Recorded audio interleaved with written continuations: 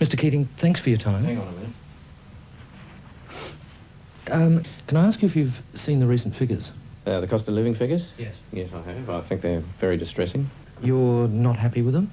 It's beginning to look as if we may have made some very big mistakes indeed. We've taken policy decisions on interest rates and deregulating the currency market, and it's beginning to look as if we were wrong. Well, are you saying it's not working? It's a complete cock-up. Well, how did the government misread things so badly? Not the government, me. My decision, my policy, my fault. What went wrong? Well, I'm probably not the right person to ask. I mean, I haven't really had a handle on things since about the middle of 1985. I don't know, I mean, everything's gone, she's cactus. This must have been appalling for a lot of Australians. In fact, this says a great deal, I think, for ordinary Australians, this whole business. How people have coped, I'll never know. I mean, it must have just been appalling for them. Well, if I could just take you back now over some of the things the government's done. Not the government, me. Not the government, me. I took these initiatives. It's entirely my fault. All right, well, can I ask you about the May economic statement?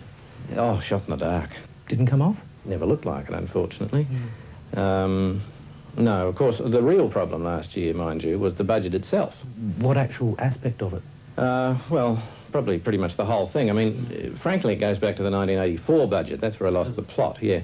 I realised at that point that I really had lost contact with economic reality, and I thought that if we just let the economy run and analyse it retrospectively, we'd get a policy by simply stressing our commitment to whatever appeared to be happening, which is what we've done. Well, what do you think are the main problems at the moment, generally? Oh, Christ, where to start? Well, interest rates are obviously completely out of control. The foreign currency market is, we're just a victim of whatever. Unemployment. We're committed virtually to more or less long-term unemployment. If the Japanese stop investing in Australia for more than about 5 minutes, she's completely kaput. Well, why did you make a speech recently blaming people who live in houses with hills hoists and so on? I haven't been well. I seem to recall giving it a bit of a nudge before I made that speech. I deeply regret any offence I may have given, incidentally, to any Australians in that instance. How have your colleagues reacted to the news? By and large, pretty well. I've had a lot of support. Of course, not everyone in the government. There were a lot of people in the government who disagreed fundamentally with this when I proposed it. But weren't they right? Of course they were right, but I didn't know that at the time. I thought I had a dream. I didn't know at the time it was going to turn out to be just a lot of ego. Well, what will you do? What will I do? Well, I'll stay on the job. I promised Bob I'd stay on the job, and I'll stay on the job because I promised Bob I would. So you're going to stay for a while? I'll stay for a while, although I frankly don't know how long I can go on pretending. I think that'll be a difficulty for me. Can I ask, do you think you've let the country down?